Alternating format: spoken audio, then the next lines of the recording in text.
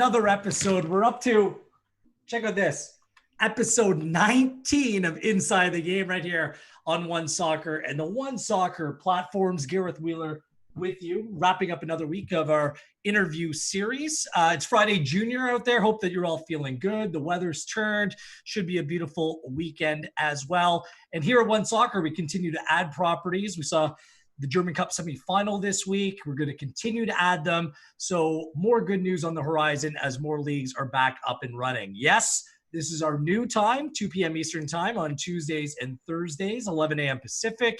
You can watch any interview we do, any episode on our Isolation Content Hub, which is our YouTube channel, One Soccer. Make sure you go and like it and you subscribe as well. Bit of a programming note. Claudio Reyna, former Leverkusen, Rangers, Sunderland, Man City midfielder, current sporting director at Austin FC. He will join us on Tuesday's shows. So set your watches, set your calendars. You know what to do. Claudio will join us next Tuesday. All right, so our in-depth interview series rolls on today. And I have to say, today's guest probably has the best hair yet. And that's saying something, considering Alexei Lalas joined us out of the gate. That's how good this guy's hair is. He's a Montreal Impact legend, spending just about 25 years at the esteemed club as a player, the most points, the most games played, over 300 of them, and his number 20, the only player whose number is retired at the club. He's also a former head coach of the Montreal Impact and the only head coach with a winning record in Major League Soccer, aside from the new man, Thierry Henry, but he's only played 5 games thus far. His story is one of perseverance, commitment, and community, working hard.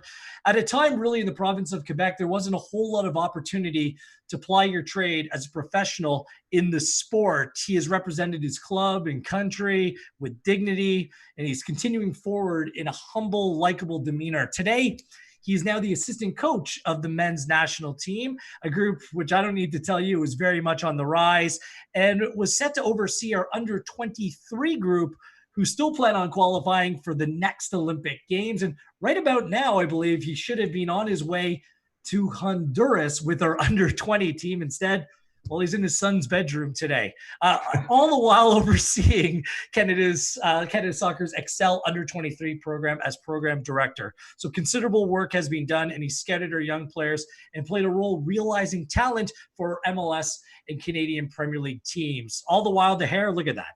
It's still staying on point. I want to welcome Montreal soccer legend Mauro Biello inside the game. How are you, Mauro? I'm doing fine. Thank you. Thank you for that intro. It's very nice of you. Well, it's a pleasure to have you joining us on this program. And a reminder, you out there, if you have a question, you can ask right here in our YouTube chat. So you were supposed to be jet setting in 2020. How have you been spending your time instead? Yeah, I mean, look, it's obviously been a big adjustment period. I mean, not so much for me in terms of working from home. That's what I was doing in the past, but just having the family for the whole time at home has been obviously quite an adjustment.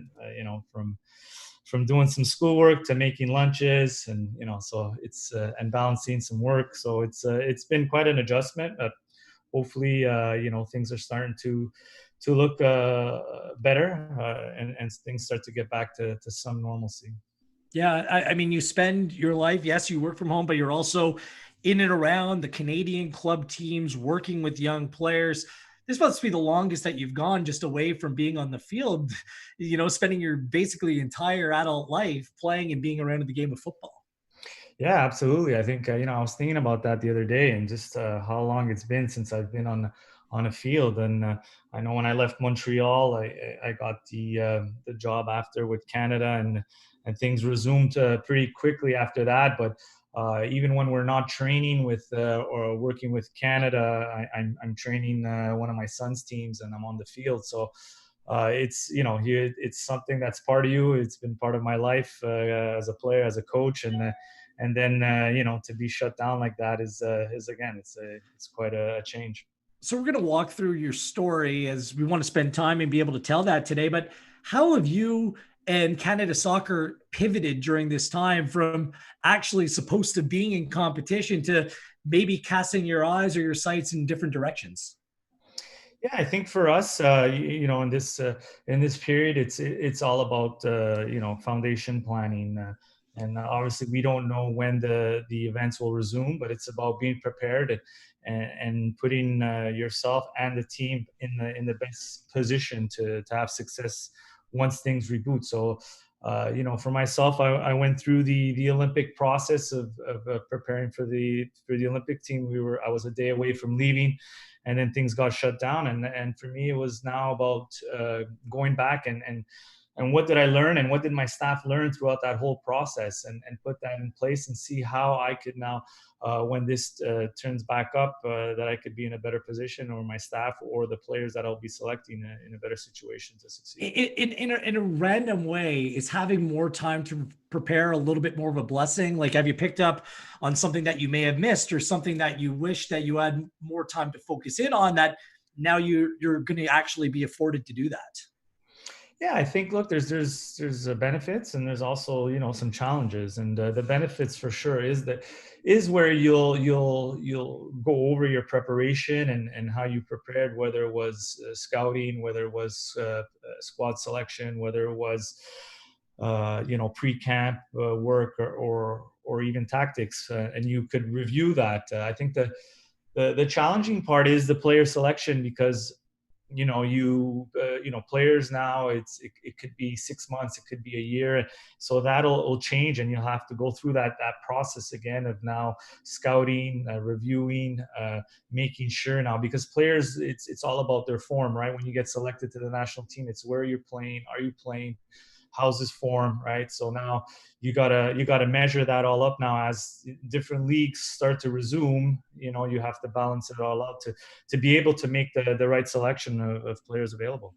Well, it's form, it's availability. I mean, you once upon a time had that short list. You probably ripped that up and tore it away and threw it away. I mean, is that where we're at right now? Is kind of, there's so much unknown that kind of all bets are off where this thing is heading. Yeah, I mean, look, there was a few players injured. There was a few players that weren't released from MLS teams. There was different scenarios that were happening during that process, and then there's also players that are that could now get onto the radar because they're playing well, or their league has resumed, and they're doing well. So there's these situations that I have to all take into account when come selection. But I have a base of players for sure, and now it's just about following them and their progress and seeing which ones are in form and ready to compete. Yeah, the under 20s, I'm assuming that everything's going to shift, but perhaps this allows some younger players to come into your plans, Mauro. The fact that they're a little bit older, a little bit more mature, maybe still light on experience, but maybe that age gap, kind of bridges itself as some of these younger players mature physically a little bit more. Yeah, absolutely, and I mean, that's a good point. And I was thinking about that. There's some U20s. There's a few of them that are in Europe right now, and they're starting to play and in and around the first team and getting minutes. And now these players could jump onto my radar in terms of the U23s. So look, it's like I said, it's something that I'm following very closely, how players return to play, what situations they're in with their clubs. There's could be also players that don't have a club come July. There's a lot of things that could happen. So but that's part of it. That's part of this whole process, the whole selection process. But we follow some strict measures in terms of what we want in the selection process, and it all comes down to player form. Where is he playing? Does he have experience in the environment? And then positional depth. Who is he competing against? So these are this is the criteria that I follow in my selection process. Yeah, I mean, before the restrictions, I mean, you were in and around the CPL clubs, the MLS clubs, the players overseas. Like, how do you keep in touch with them? Is there contact with the player or their clubs? Like, how do you foster those relationships? Yeah, I think it's for sure. Obviously, with myself, it was I was in the U23 preparation plan, so I was really focusing on those players at that point. Right. And then after the breakout of the pandemic, I started to focus in on the U20s and really get to know that group of players really now by connecting with them. I've had some Zoom links with many players, whether CPL players, MLS, and players in Europe, and just sharing some of the identity, the culture identity with some of these players, so that if they are called into camp, at least they have a foundation of what to expect once they're in camp. So it's a lot of checking up. Obviously, there hasn't been many updates in terms of return to play and in a lot of respects, but I think I really use this time to get to know the U20s and really to build that foundation of what our culture is, what we have put in place in the men's national team, and what our identity is. So I think I'm in a good spot where I am now in terms of now sharing that information and having an exchange with some of the U20. Very good. Well, I can safely say no time in Canadian soccer history we've had a depth pool of players like we have today. So it gives you selection headaches, but it's also a blessing as well, being able to have so many young, very good players coming through. I want to discuss a little bit more about the Excel program, about development that you're overseeing or helping oversee in this country, but I kind of want to walk through the Mauro Biello story if we could for a little bit. So maybe some of our viewers know your name, they've seen you on the touchline, they've seen you playing on the field, but they might not know or be that familiar with your backstory. Yeah. You grew up in the city of Montreal. Did you grow up in a sporting family, Mauro? Like, was it always destined that you're going to have a life in football some way, somehow? Well, it's interesting. I grew up in Montreal, and I was the youngest of three boys, and it really was a hockey family. My cousins were playing hockey. Everybody was playing hockey in the winter, and in the summer, I just started playing soccer. My older brothers played soccer, and for me, it was never at a young age. It was never about becoming a professional athlete. I mean, as you know, 30 years ago. If not more, 30, 40 years ago, there wasn't internet and there wasn't, satellite TV where you see soccer every day. Like my kids, it's all over the place. For me, it was playing this game, and I went through all the stages, the provincial teams, and then ended up being selected for the Canadian national team under 17, and had the opportunity to go to the World Cup and really live that experience as a youth player. And then at that point, there was the Canadian Soccer League that was there, the CSL, in the late 80s. And at that point, we had a team in Montreal, the Montreal Supra, and I was saying, hey, maybe I could play for that team. So it was around that age, of 16, 17, that I said maybe I could play for the Montreal Supra. I ended up getting drafted with that team, played 2 years with them, and then the Montreal Impact came around in my third year, and I was a player with the Impact for 16 seasons. Wow. And then I retired in 2009 and became a head coach from 2010 to 2017 with the Montreal Impact organization as an assistant and as a head coach. And then from there on, I joined the Canadian men's national team in 2018, and here I am today. I'm going to walk through some of what you mentioned. I mean, that was a great synopsis, better than I could do. No academies growing up. I believe you played at Dawson College, correct? Concordia? No, Concordia? I was at Concordia. Yeah, I played at Concordia in 1992, 93. We actually we went to the Nationals that year. But I played with the Quebec teams, U15, U17, and then I got drafted. Really no academies. I was lucky to be the local team that I was on. There was I believe 4 players that ended up playing with national teams, whether it was youth or first team. So I was always being challenged. I was lucky enough to be with a group of players that were at a high level and every day just competing and being in the parks in the summer and then developing that way. And they say 10,000 minutes or whatever they say, that rule of the Malcolm Gladwell. Yeah. And I really think that being in the parks day and night and just my friends were good players also. So you're always being challenged, and I was able to develop that way. I mean, look, I had some good coaches also along the way that helped me for sure in my youth. But like I said, it wasn't a planned trajectory where I would say, yeah, I'm going to be a pro player one day. So it ended up happening. But the under 17 World Cup in Scotland in 1989, that must have been your first taste, your first realization that, you know what, I can be part of something here. It's just whether or not that pathway reveals itself in a country at that time, you know, it was very difficult. There was no clear path to becoming a professional. Yeah, I think, that World Cup really, yeah, it was a great experience. Here we were, young kids, we really didn't know what to expect in terms of now a high level international game.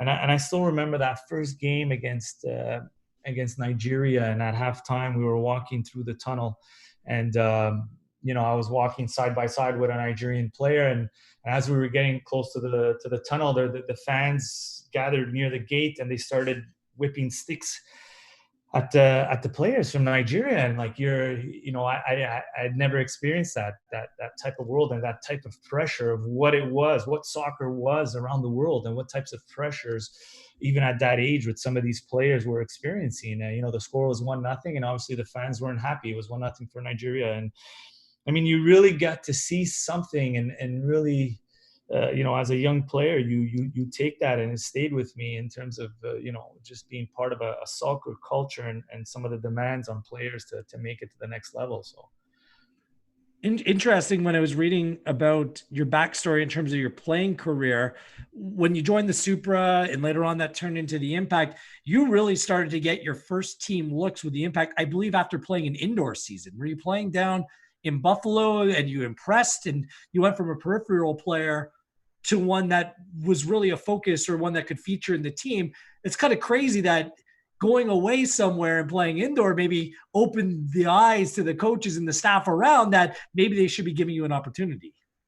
yeah, absolutely. I think it's always harder when you're a homegrown player, when you're home. Right. You always got to work doubly, that extra bit to get there. And there's always going to be somebody taking your spot. And I remember that period where it wasn't easy. I felt, in my mind, I was someone that was always going to prove the coach wrong. I was always going to be that guy that was going to push and say, okay, there's something that he doesn't like about me.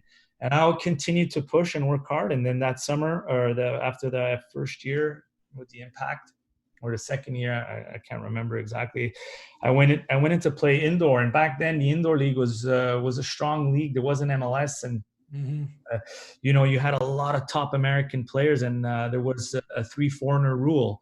And I had gone into Buffalo, and many players had gone in that were starters in the outdoor, that had gone to the indoor and try to sign in a league. And I ended up making the team as the 3rd foreigner for Buffalo, and runner-up rookie of the year. And then all of a sudden, when I come back to Montreal, yeah, they were seeing me in a different way. But again, that's part of it. It happens, and back then it's things were a little bit different. But I needed to confirm from another source, and then from there on, I was able to establish myself both in both leagues, indoor and out. In the indoor league and in the outdoor league. What was it like playing, not only professional, but playing in the province of Quebec in the 90s? Was it a challenge? Was it very community driven? What did you make of your experience?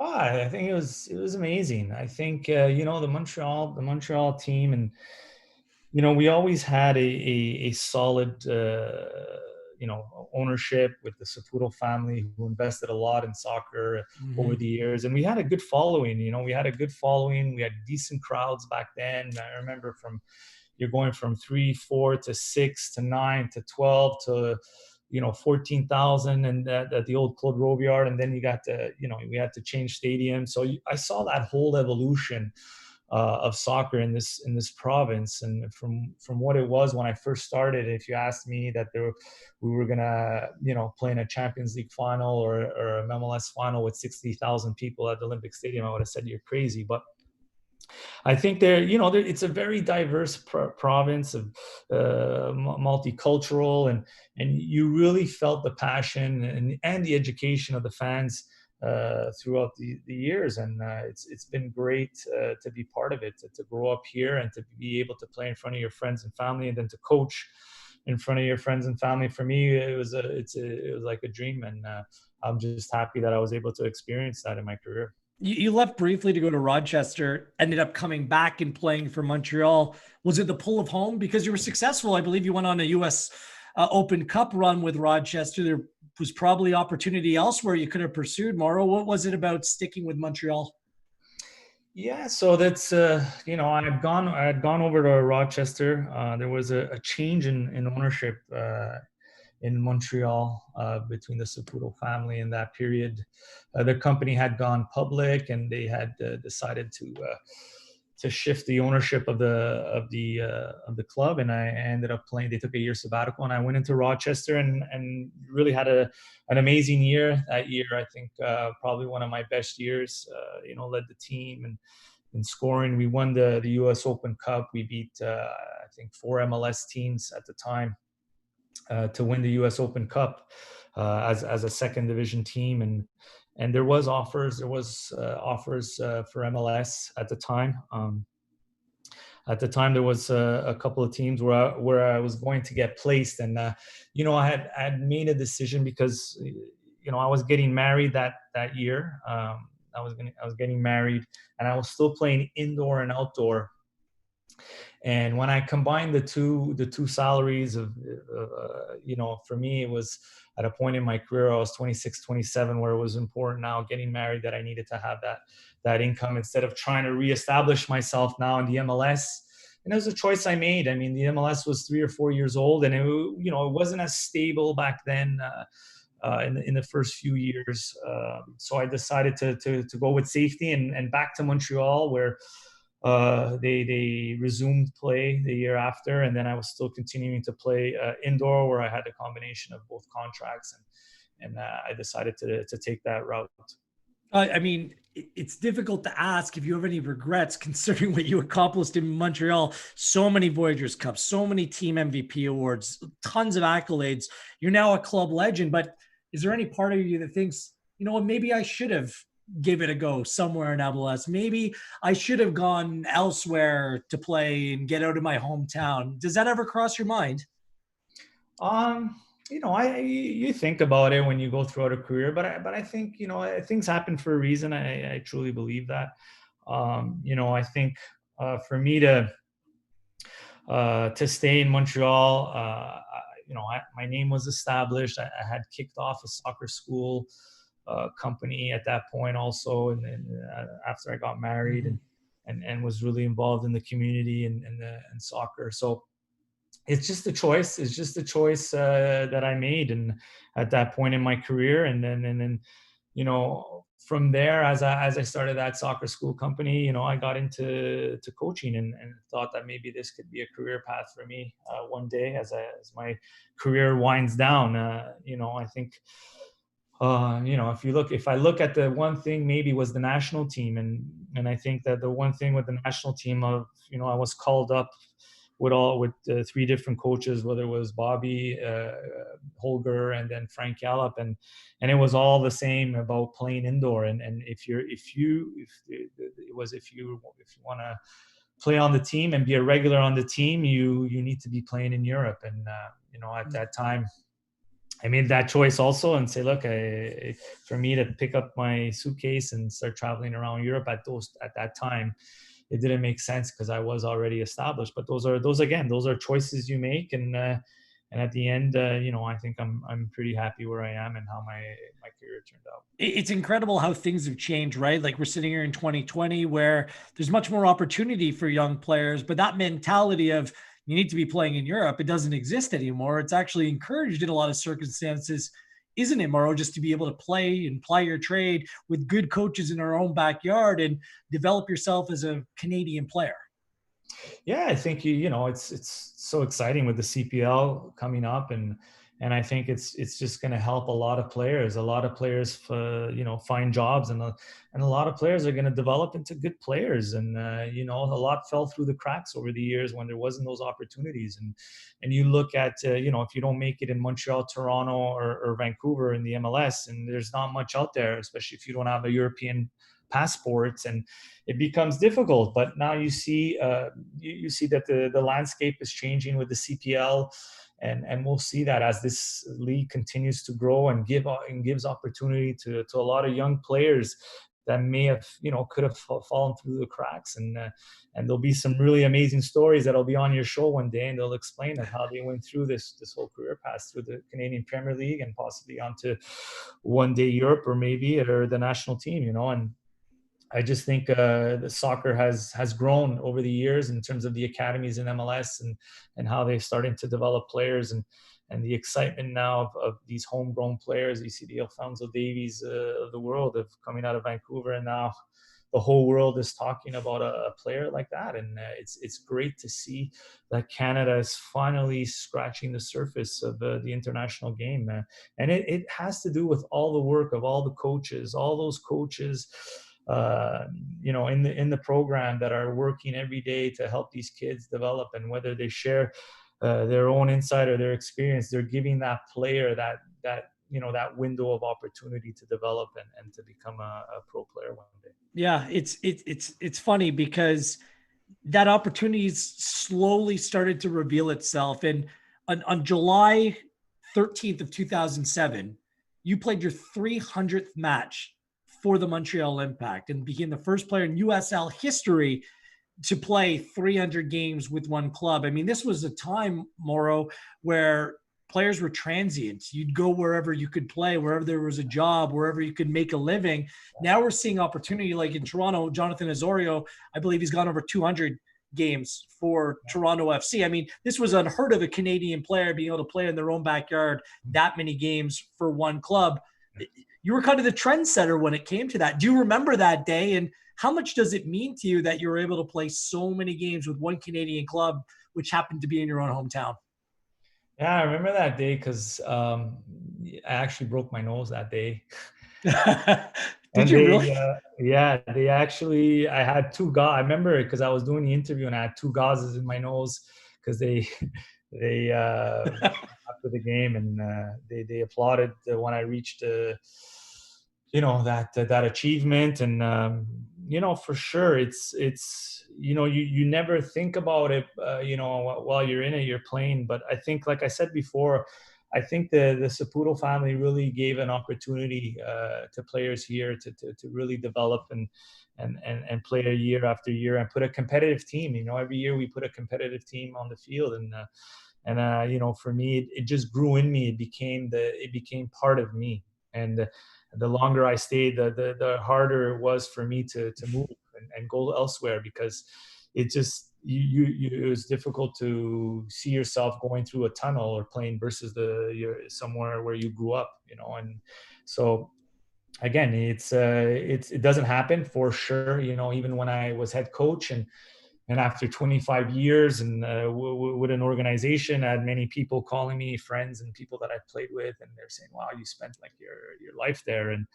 it's just something that happened in my career where I was dedicated to this club, and it wasn't only about pushing my career along; it was about helping grow the sport. And and I think that I took great pride in if I had to sign autographs or I was sent somewhere where they didn't know me, and I thought that we were laying that foundation down for this sport and really help this sport get better. And I think that if you believe that as a player and you believe that as a person, I think you could achieve great things. And that's the way I saw things when I was born. The foundation was being laid in 2007. You were still playing.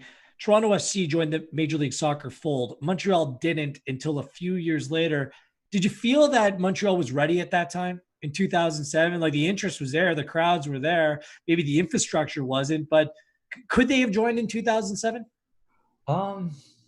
2000, yeah, I think they could have. I think we went into the new stadium, and I believe it was 2007 or 2008. I can't recall exactly, but I think I say they were ready, but again, it's if you compare it to every other team in Canada at the time, there was the Toronto Lynx and that were part of the USL, and we were probably the top team in Canada for a number of years at that point in the mid 2000s. So for that respect, you say yes, we were. But after you see all the difficulties of expansion teams with Toronto over the years, you know, it wasn't an easy process to transition into the MLS in terms of now preparing the team and preparing the organization. Another Quebecer, Marc dos Santos, took over, I believe, in 2009. You were still on the team at that time. Did you get a feeling, this was his first foray into coaching at the professional level, coaching grown men? And he joined us on the program. He said he was a young man at that time and he learned a lot. Yeah. Just in terms of his demeanor, the way he oversaw, which was a veteran group of players, including yourself. Did you get the feeling that he was destined to achieve as a head coach? Because he has quite the story as well. Yeah, I think Marc, he took over that year. In 2009, they had removed John Limniatis at the time, and I remember, I had the opportunity. I was at the end of my career, and they had asked. I was the captain at the time, and they had asked me to help Marc and assist Marc at the time. So I was playing and assistant coach with Marc during that period, and for sure, Marc, right away you saw someone that was really organized, someone that was passionate, someone that really wanted to grow, and he had great ambitions to become a great coach one day. And you saw that early on, and he was a young guy. I think he was younger than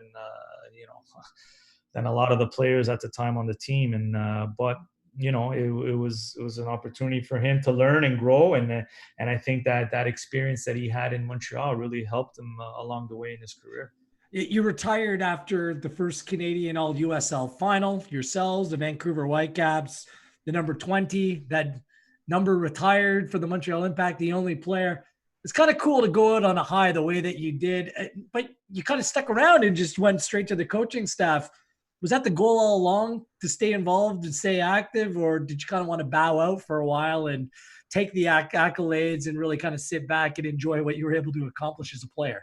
Yeah, so I'll take you through the process a little bit. So I was in 2009. I before that season, the previous year, I was injured a lot. I had the Achilles problem. So I said to myself, I'm going to give myself half season to see where I'm at, if I'm playing regularly.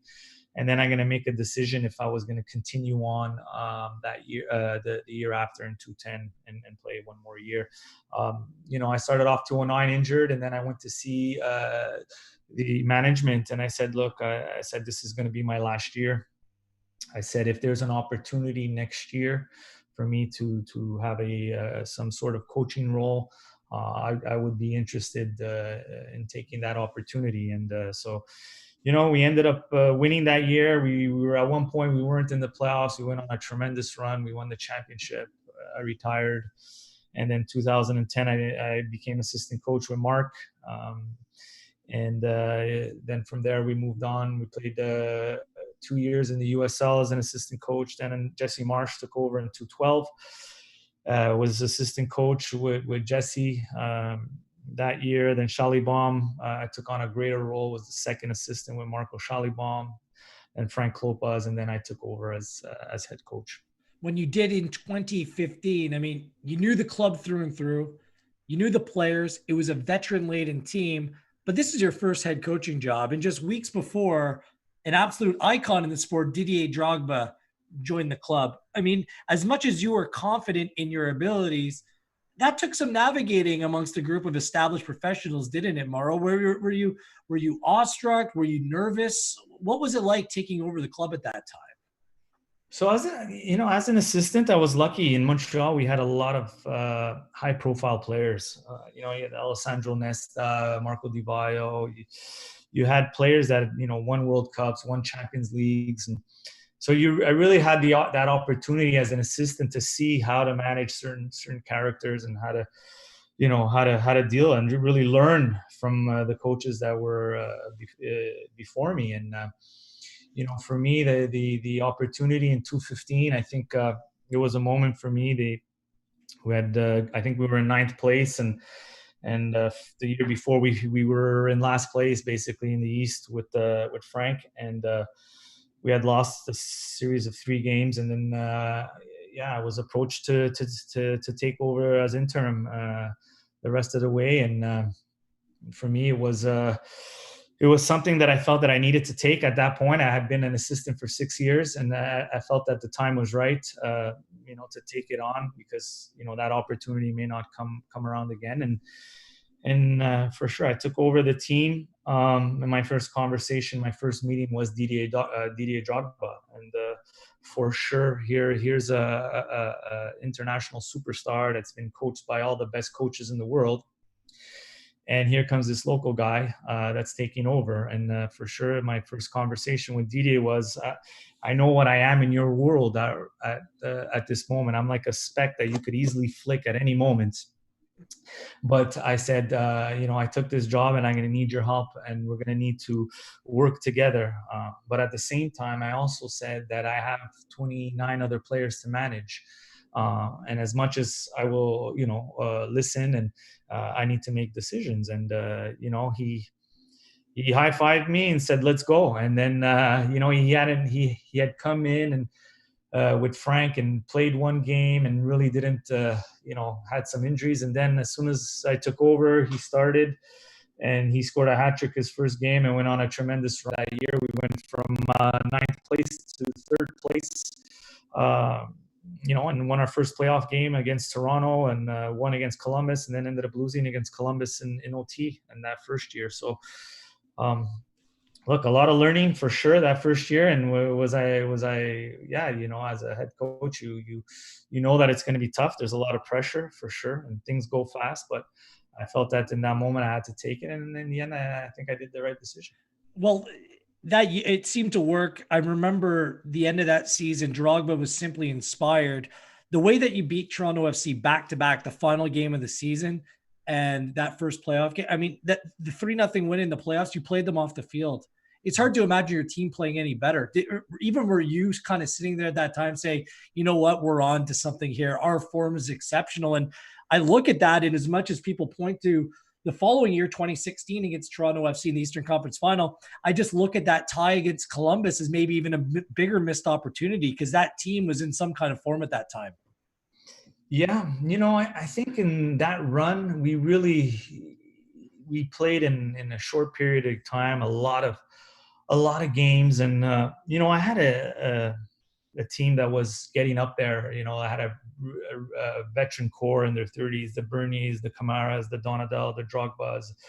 I had an experienced team, and I felt that run in Columbus, we gave up that goal at home. We won 2-0, and we gave up a soft goal at home, and then they ended up taking the lead in Columbus and winning that game. But for sure, we were right there. To take it, and the same with the Toronto series. I actually felt that the Toronto series, we were the better team, and we for 70 minutes at home, it was 3-0, and that game was well in our control, and a little altercation in the box, and a little push and a shove, and they get a goal, and they're back in it, and then everybody said we were finished going into Toronto, and we scored 2 goals in Toronto, and it was an amazing series, and again close to getting to the final, and but in this business, I guess close is not enough, and we just didn't have that extra little bit to get there, and so it is disappointing for sure, based on the way we were playing, and in both situations for sure. I mean, it's incredible how the story is told differently in Montreal than in Toronto, because Toronto FC fans, when they bring up that series, don't mention that Altidore push that you alluded to inside the box. But that's something that sticks with people from Montreal. And you firmly believe that, that call, if it doesn't go against your way, maybe we could be talking about a different story today. Well, I'll let you on in a little secret. So the year after, in the league meetings, they were introducing VAR at the meetings. Yep. And all the coaches are there, and technical directors, and that was one of the clips.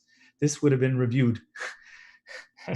So just to give you an idea. Now, I don't want to, they had a really good team, and credit to them for sure to keep fighting. And look, I don't want to take that away from them. They're an amazing team, But there's always situations that occur, and it's great because it's a series. Here we are. It's history, right? We're still talking about it, and you still see it on TV and showing that game, and everybody still talks about that rivalry, which is tremendous, and it's what we need in Canada. And you need these rivalries, and we talked about the game and how it's going to grow, and if you look at all the derbies around the world, and then Montreal plays Toronto, there's that history behind it. So, I was happy to be part of it for sure. You wish we would have been on the winning side, but that's the game, and it's just great to have been to experience that. Were you able to watch it back? Because there is a badge of honor being part of something so epic in terms of the Canadian sporting landscape, let alone just a game of soccer. But for you to be so intimately invested and involved in everything that transpired, have you been able to embrace it, a few years later? Yeah, I never really watched it fully, but I just received a lot of calls, especially in this quarantine, because they had replayed it back, and I'd get messages, man. I would get messages like, yeah, you guys are in total control, even at 3-2. It was, you guys were managing the game in Toronto. Like, I'd get different stuff like that, but you know what? I never really watched it back, and I'm happy for Toronto, and in the end, they had a really good team. And they were able to get that, to do that extra bit, to win it, to score that extra goal, and that's what it comes down to, and that's what made that series so amazing. And MLS says it's one of the best series in the history of the MLS. So I mean, it's great to be part of it. Yeah. You dealt with some trials and tribulations over the course of that year. You had to make the difficult decision to not play Drogba as regularly. I mean, how difficult was that? And how would you describe the relationship that kind of played out between you and him, who's, Drogba's an absolute icon in the sport worldwide? How did that all play out for you? Because you're right, you had an aging group and you're trying to bring in some young players at the same time as well. It was a difficult ask of you at that time, Mauro. Yeah, look, it was difficult for sure. I mean, I'm managing a player of that level, and having to make a decision and having to have those difficult conversations. It's for me, it was vital for me and the team, and for the team, and a little bit about that story. The second year, Didier, wasn't having the same success he had the first year, and we had this player, Matteo Mancoso, that we had bought at the summer window, and he came in and brought a little bit more energy. And for me, it was a tactical decision to change Drogba, and I'll just go talk a little bit tactics. And it was, at the time I had Nacho Piatti, and teams were starting to now catch on in terms of the Drogba and with Piatti, and both of them wanting that ball into feet, and both of them coming off, Piatti in the half space, and Drogba coming off the front, and I felt we needed someone to stretch the opposition, someone that now is going to bring back that back line and try to get balls in behind, and then open up the gap for a guy like Nacho. And Matteo was that profile, and he came off the bench a few times and did really well, and I really got a different look at the team and how he pressed and the pace he brought to the team. And and I said that I'm going to have to make a decision on Didier, and at the time it was difficult for sure.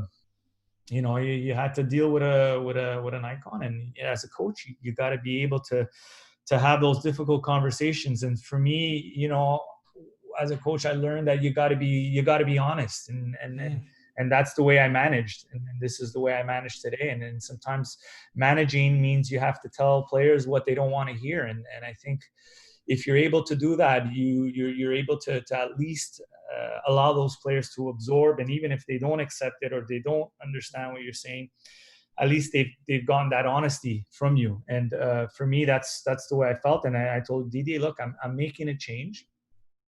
And it wasn't, I'm going to rest you, Didier. It's, I'm making a change, and I give Matteo a run of games here, and and see where it goes from there. And I gave him the same explanation. I'm looking for more to try to get in behind, for more pace, to really stretch the opposition when we don't have the ball, the ability to press, to put the opposition under a little bit of pressure, right? So I didn't, so this was my tactical explanation. And then when I made that decision, it just exploded media-wise, right? And I remember sitting in my office with the PR director, and every morning he would give me all the media, right? So before I would face the media, and it was just like one after the other, from Switzerland, from Japan, from all over the world. This whole scenario, Didier Drogba, and that whole situation, and I think it could have been handled better. Obviously there were some situations that happened. I was always someone to keep things internally, but once things leaked out to the media, it was like boom. And then it was just trying to manage that relationship with Didier after that, and it's every day going to Didier. Look, Didier, at that point he had a little bit of a back injury, and he said that he was nursing his back, and every day I would go see him, and even though those were difficult moments, I was there every morning speaking to him. How's his back? How are you feeling? And then I said, Didier, can we get through this? Can we now move on? And you're still important to the team, and right now we're going to need you in the playoffs and to help this team out. And eventually he came on against New York in that conference semifinals and played a role, and I think it was great. And at the end of the day, it's I had to make that decision, and that's just part of being a coach, and it was always about the team, and that's the way I looked at it. It's difficult with older players. I mean, he was 38 at the time, and I think what you say from a tactical perspective, the game was changing. It's not just you; it's just coaches like the pressing players, the athletic players that can get in behind the back line. And although he's an icon in the resume, and he could still finish an incredible finish, if you need to be able to evolve. And I saw you trying to do that with your team, because you listed a bunch of the older players that you had that time, and you brought in a lot of players who are now playing in the CPL. Chouanier, Bayon Goyette. I believe that Pentemis was with you at the time. You're bringing through young players, but maybe they just weren't ready quite yet.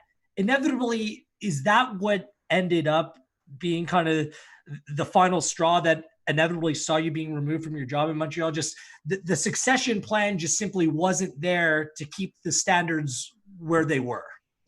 That's absolutely. I remember at the end of 2016, and we analyzed, after analyzing the squad, and I said, look, this is, I presented my plan to management, and I said, this is going to be a transition year.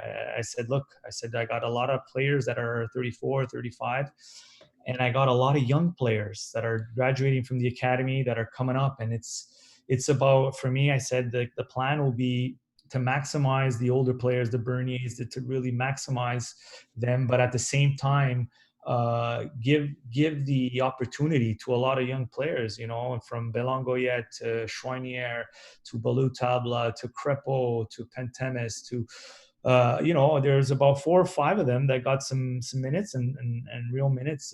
Jackson Hamel, these are all young players. And what came with that was, some results that, we were that slipped away, some late game results from experience, sometimes giving up goals and in moments where we should have closed out a game, and, and then the pressure starts to mount. And in Montreal, there's a lot of media, there's a lot of pressure, and they decided to make a change. Unfortunately, this is the business, and you just have to accept it and move on and learn from those experiences.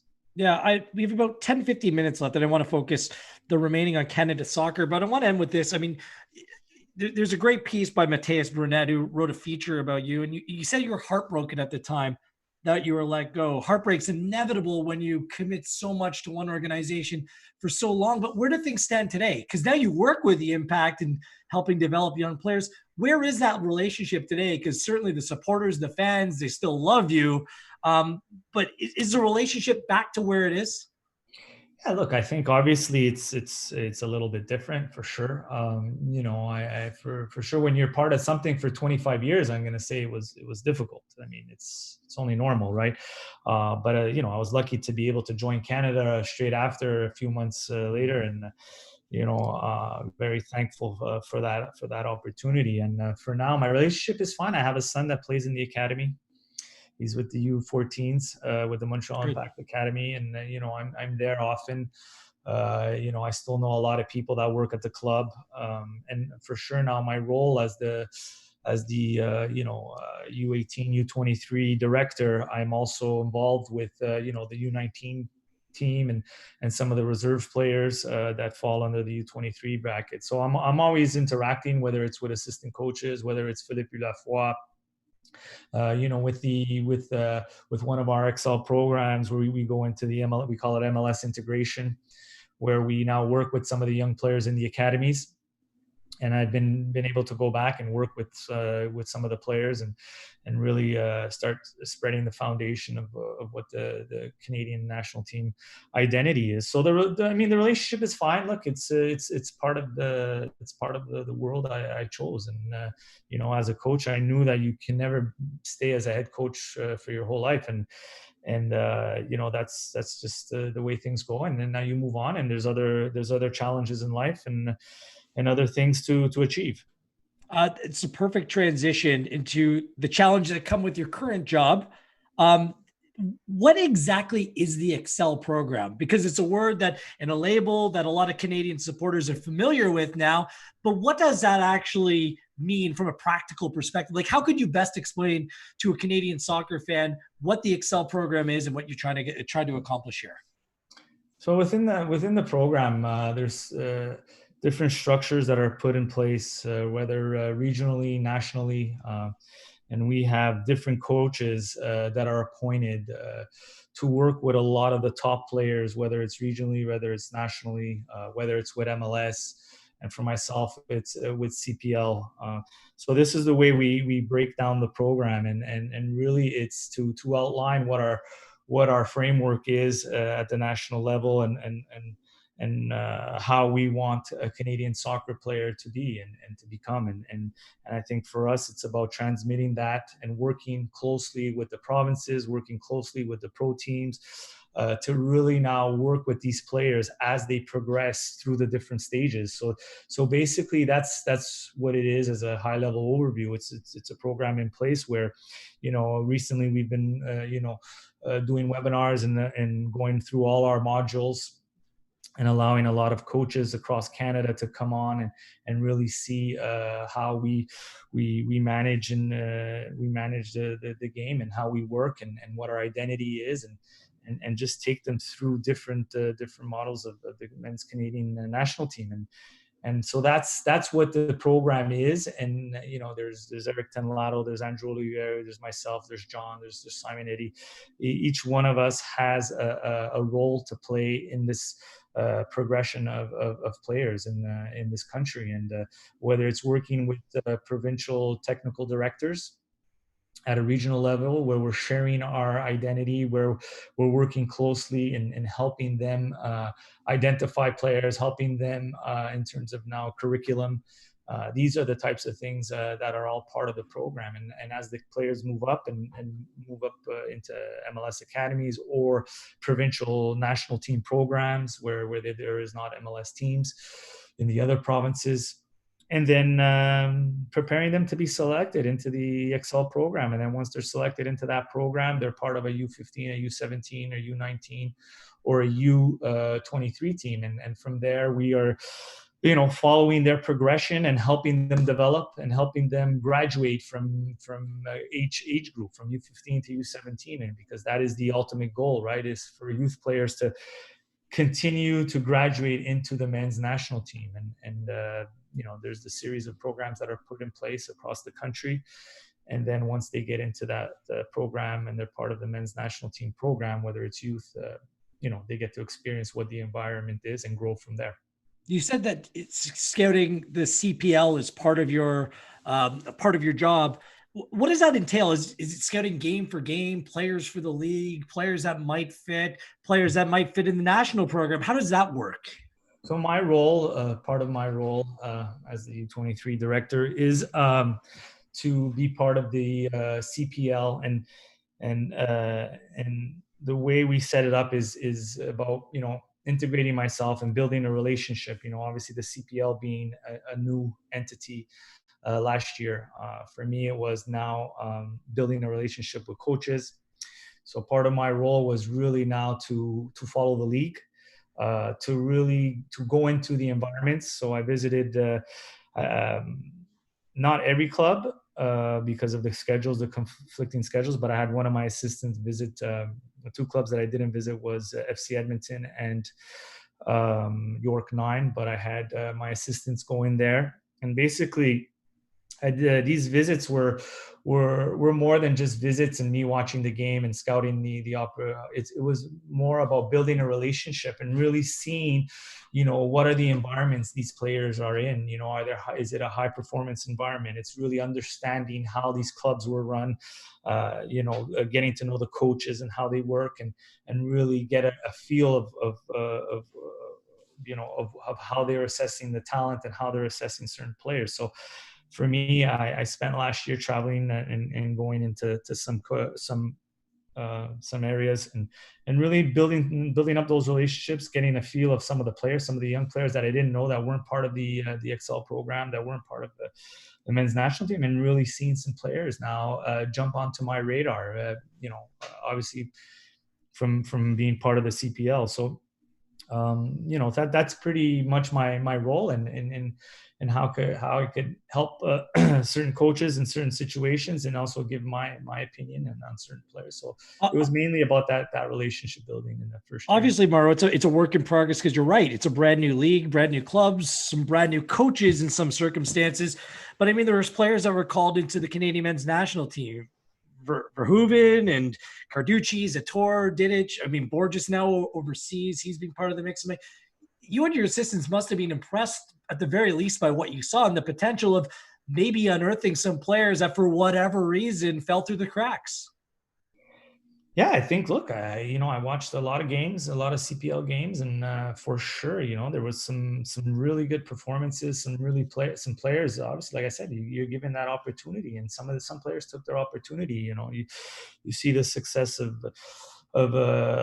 Hamilton, of Calgary, and really now you see some players start to shine and start to distinguish themselves, and I think as a national team, I spoke about this earlier. It's about players in form, players doing well, and players playing regularly, and for me, my main goal was looking at U23 players, and then it got into a discussion where some players started to get into the discussion as the league started to go forward, and the success of Cavalry, beating Vancouver, and that's a huge thing, and it was over 2 games, and it wasn't just one game. It was doing well over 2 games and competing, and York 9 bringing Montreal to the brink, where I thought that first game, that second half at home, they should have won that game, and so you look at the gap, and you start to say, okay, for sure, MLS is an established league. There's $1 million players there, and that's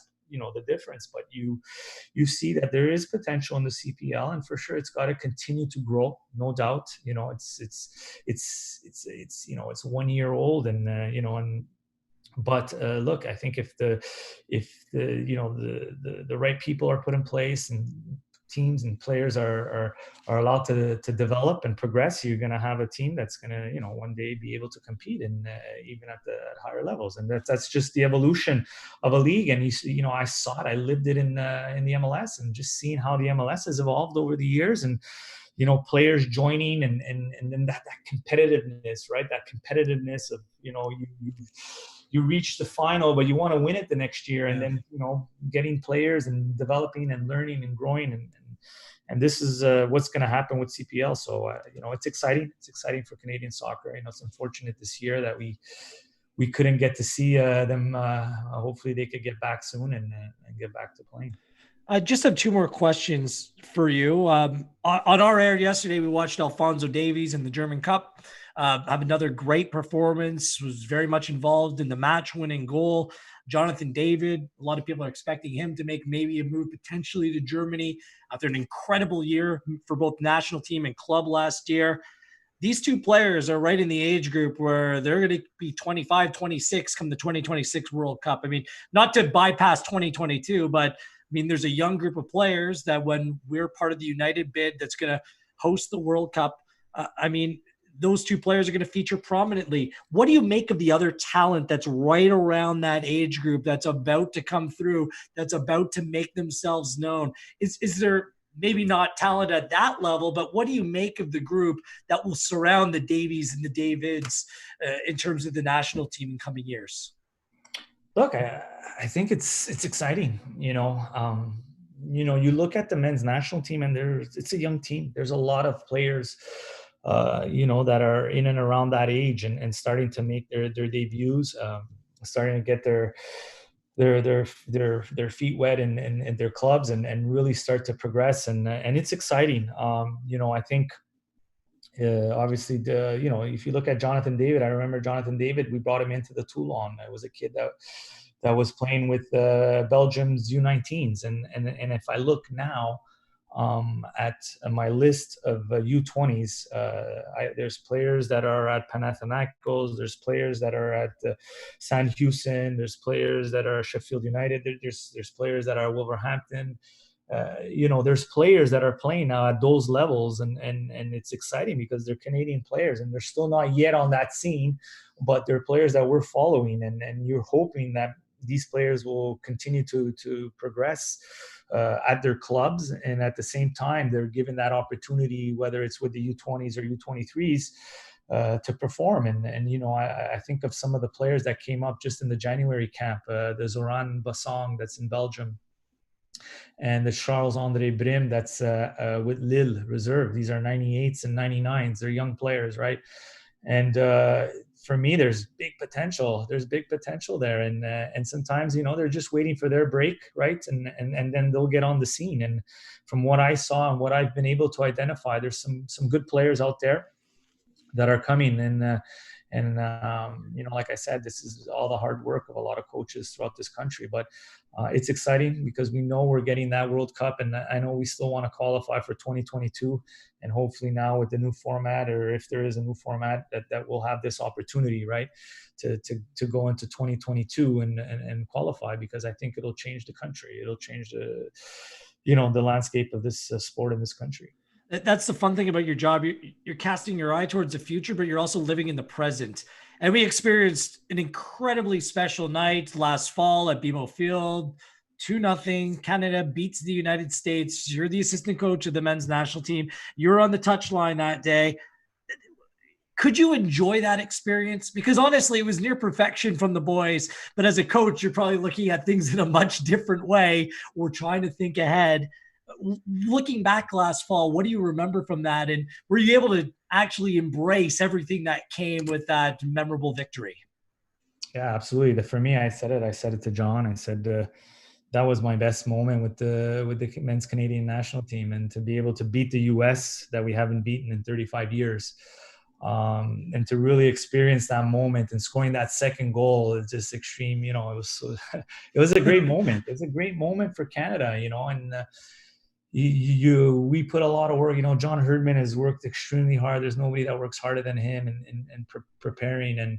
And then there's no better feeling than for a coach that when you see your work that's been put into effect and executed to the T by the team. And for us, it was a great moment. It was a great moment to really experience, but at the same time, it was a great moment for Canada. And I really think that, we sent the US in a bit of a tailspin for about a month before they played us again. And really Canada is now knocking on the door as a CONCACAF power, after that win. And for sure, obviously the disappointment after in November, but there was still a lot of positives from that game. We still played our brand, and yes, we made some mistakes and things that we have to continue to learn from. But we feel that we can compete against the top teams in CONCACAF. I feel like last fall was a glimpse of what's to come, and it got everyone excited for good reasons. Just wrapping up, Canada Soccer put it out today that 2 years ago today, it was announced that Canada, the US, and Mexico, the United bid had won the rights to host the 2026 World Cup. We're so excited about that already. We're about 6 years out from maybe the day it might kick off. Do you remember where you were 2 years ago when you found out that Canada it was part of the winning bid? Yeah, I think I was home. I think we had just coming back. We had just come back from a Toulon tournament at mid-June, and then we had some time off in July. And I was home, and I knew everything around it about the bid and what was going on, and it was great to see. It was great to see that Canada, finally will be able to host and will bring the World Cup here. And I think it's just a great day for Canadian soccer. And I remember also doing interviews that day and just what it meant. And again, it's a dream for a lot of young players, and it's just a window of opportunity now. And there's so many kids now are going to dream about one day playing in their own country and representing this country at a World Cup. And I think that's the first thing that came to my mind is we'll be able to experience something here, and now being part of it for sure. Hopefully I could be part of that day. Very cool. I just remember watching Peter Montopoli, the general secretary, on stage, and his face said it all. The years of hard work that's gone into this, and the relief and the celebration, and the realization that there's still a lot more work to come. You have a very cool job, Mauro, a big job at your hands, being with this group of players that we'll all watch in the coming years. And of course, the Pinnacle 2026 as well. I wish you the best of luck. This has been awesome. Hopefully we can catch up again soon. Continued success and good luck going forward, whether it's in Honduras, Japan next year. We'll see what happens, and you're waiting just like the rest of us. Yeah. Thank you. Thanks for having me. It's been great. Thank you, Mauro. Mauro Biello, Montreal Impact legend, now very much part, an integral role with Canadian soccer and Canada Soccer, joining us here on Inside the Game. We'll be back next week. Claudio Reyna will join us. I want to thank our producer, David, Armin, Richard, and everyone from Canada Soccer, and of course, Mauro Biello. On behalf of everyone, I am Gareth Wheeler. Enjoy your weekend, and remember, stay home and stay safe.